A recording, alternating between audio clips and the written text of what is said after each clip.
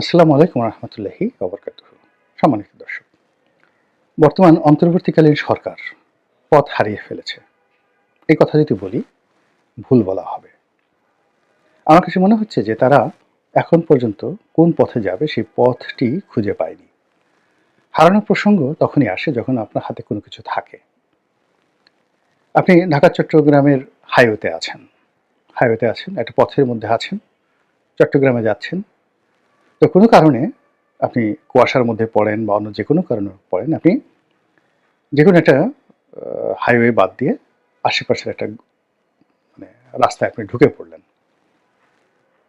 যেমন ধরেন আপনি চট্টগ্রামের যাওয়ার আগে সেই চান্দিনার ওই জায়গাতে একটি বাইপাস সড়ক ধরলেন, যে খুব দ্রুত আপনি মেইন রোডের ঝামেলা এড়িয়ে আপনি একেবারে মীরের সরাই পর্যন্ত পৌঁছে যাবেন। কিন্তু বাস্তবতা হলো যে আপনি সেই পথটা প্রথমে পেয়েছেন, তারপর আপনি পথ হারিয়েছেন। এটাই হলো এক। কিন্তু দেখা গেল যে আপনি ঢাকা থেকে চট্টগ্রামে যাবেন, যাওয়ার আপনি পথটাই আপনি এখন পর্যন্ত সিলেক্ট করতে পারেননি বা খুঁজে পাননি। ইউ ডোন্ট নো, আপনার রুটটা জানেন না।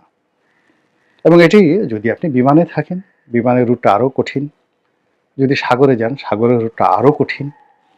সেখানে যদি আপনার টেকনিক্যাল নো-হাউ না থাকে, নেভিগেশন সিস্টেম সম্পর্কে আপনার ধারণা না থাকে, আপনি সাগরে কোনো অবস্থাতেই যেতে পারবেন না।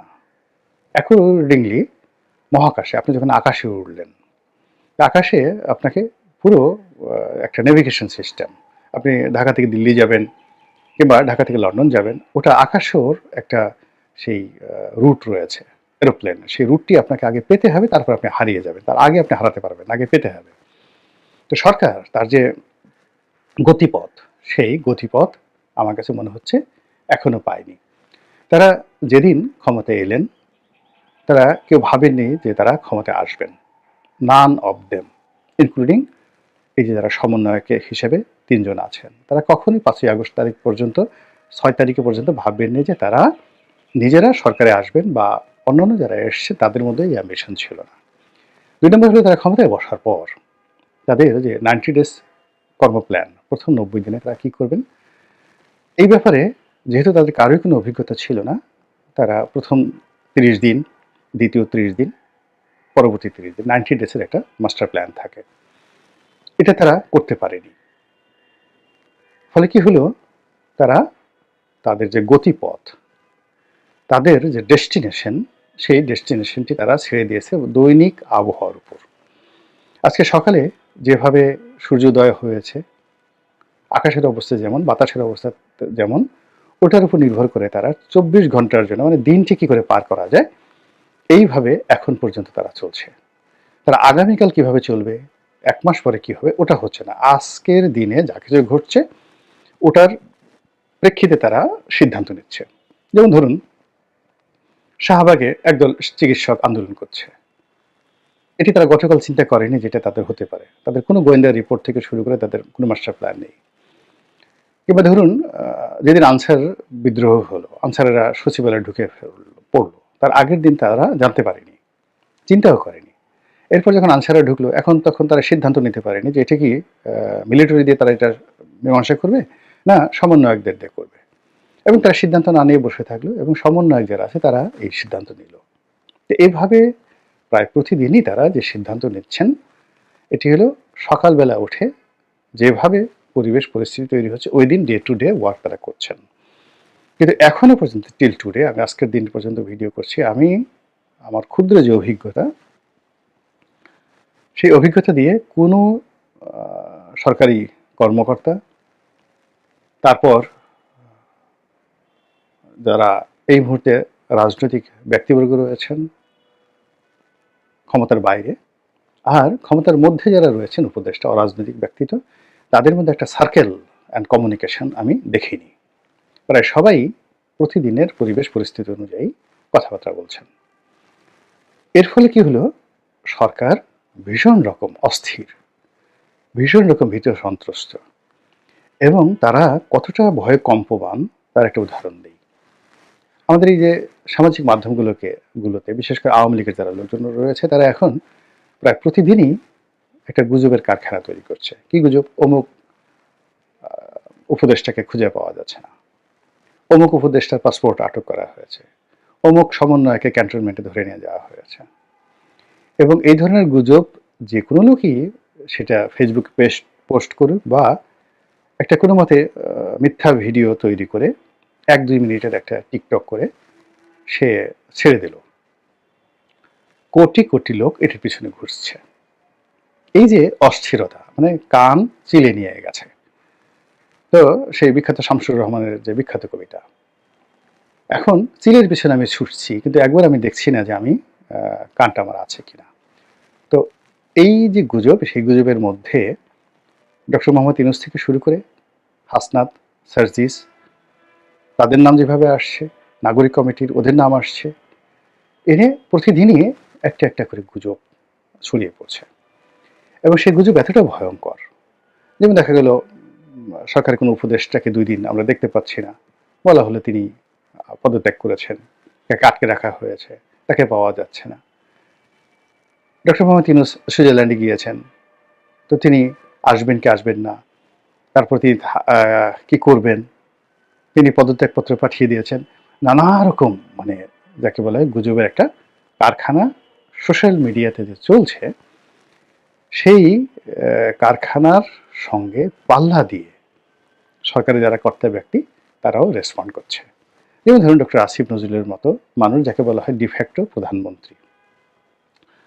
এখন সরকারের মধ্যে ডক্টর মোহাম্মদ ইউনূস, তিনি ঐক্যের প্রতীক, সম্মানিত ব্যক্তি, বয়োবৃদ্ধ মুরব্বী মানুষ।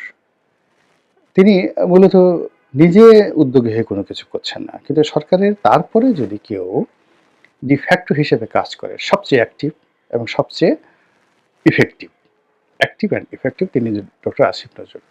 তো তার মতো মানুষ যখন ফেসবুকে স্ট্যাটাস দিয়ে বলে যে গুজবের একটা কারখানা চলছে, আমরা সবাই ভালো আছি, আমাদের মধ্যে কোনো বিভেদ নেই, বা যেভাবে গুজব চলছে আমাদের মধ্যে তেমন কিছুই ঘটেনি, হোয়াট ডাজ ইট মিন? এটা বলতে কি বোঝায়? এটা বলতে যেটা বোঝায় সেটা হলো সরকার ভ্রান্ত, পথভ্রান্ত, দিকভ্রান্ত, তারপর অস্থির, অবিশ্বাসী, আস্থাহীনতায় রীতিমতো ঘুরপাক খাচ্ছে। একইভাবে ধরুন যারা সরকারের একেবারে তরুণ, ধরুন তথ্য উপদেষ্টা যিনি আছেন, বা আরেকজন যে উপদেষ্টা আছেন, 3 জন উপদেষ্টা আছেন তরুণদের মধ্যে। এখন যেখানে ডক্টর মোহাম্মদ ইউনূসের কথা লাইমলাইটে আসবে একটা ডিসিশন হিসাবে, কিন্তু সেটা না করে ডক্টর মোহাম্মদ ইউনূস বলছেন না, রেজওয়ানা বলছেন না, কিংবা ডক্টর আসিফ নজরুল বলছেন না, কিন্তু মাহফুজ যখন একটা কথা বলছেন, একটা স্ট্যাটাস দিচ্ছেন, নাহিদ একটা স্ট্যাটাস দিচ্ছেন, আবার তাও কি সরাসরি বিএনপির মির্জা ফখরুল সাহেবের বিরুদ্ধে, বিএনপির বিরুদ্ধে। এবং ওটা নিয়ে আমরা যখন সবাই আলোচনা করছি, নাহিদ এটা কেন বললেন, বা নাহিদ এটা বলেছেন, মাহফুজ এটা বলেছেন, আল্লাহ এখন কি হবে, মির্জা ফখরুলকে এক পক্ষ বলছেন, আপনারা জানেন মির্জা ফখরুল কত বড় মানুষ, নাহিদেরকে এটা বলা ঠিক হয়েছে, সে কি বুঝতে পারে সে কোন পর্যায়ে কাজ করেছে। আবার আর এক পক্ষ বলার চেষ্টা করেছেন যে মির্জা ফখরুল মানে কোন পর্যায়ে নেমেছেন, যে নাহিদের বক্তব্যে তাকে কাঁপতে হচ্ছে, থরথর করে কাঁপতে হচ্ছে, এবং তাকে এখন ডক্টর ইউনূস তো অনেক বিরাট ব্যাপার, আসিফ নজরুল অনেক বিরাট ব্যাপার, বিএনপির মহাসচিবের মতো মানুষ, সমন্বয়কদের মধ্যে একেবারে যিনি তার সন্তান নয়, নাতির বয়সী, তাদের পর্যায়ে তাকে নামিয়ে আনা হয়েছে। এ সবই কিন্তু যাকে বলে ঢেউয়ের মতো, অর্থাৎ সমাজে যখন একটা ওয়েভ তৈরি হয়, ঝড়ো হাওয়া বয়, সুনামি হয়, তখন বড় বড় একটা ঢেউ আসে। ওই ঢেউকে দেখে আপনি কখনো পানির উচ্চতা আন্দাজ করতে পারবেন না। আবার ওই ঢেউটা যখন চলে যায়, চলে যাওয়ার পর যখন পানিটা একটা শূন্যের মধ্যে চলে যায়, ভাটার টান, সমুদ্রের তীরে দেখবেন যে 12 ফিট যে ঢেউটা এলো, তা আপনি দাঁড়িয়ে আছেন কোমর পানিতে, কোমর পানিতে, তো 12 ফিট ঢেউটি এসে আপনাকে একেবারে নিয়ে গেল এমন একটা জায়গাতে যেখানে আসলে মানে আপনার পায়ের নিচে কোনো পানিই নেই। আপনি হঠাৎ করে ঢেউটা চলে গেল, চলে যাওয়ার পরে দেখা গেল যে আপনি দাঁড়িয়ে আছেন বালুকা বেলায়। আবার আপনার যদি শরীর দুর্বল হয়, তাহলে সেই যে ঢেউ আপনাকে টেনে এমন একটা জায়গাতে নিয়ে গেল, আধা কিলোমিটার দূরে নিয়ে গেল, যেখানে আপনি থই থই পানিতে ডুবছেন। হয়তো সাঁতার জানেন, হয়তো জানেন না, কিন্তু আপনি ওখান থেকে আর ফিরে আসতে পারছেন না রেস্কিউ টিম দিয়ে, আপনাকে সেখান থেকে আনতে হবে। তো যার জন্য ঢেউ, সেটা সামাজিক ঢেউ হোক, অর্থনৈতিক ঢেউ হোক, কিংবা রাজনৈতিক ঢেউ হোক, এটা খুবই ভয়ঙ্কর।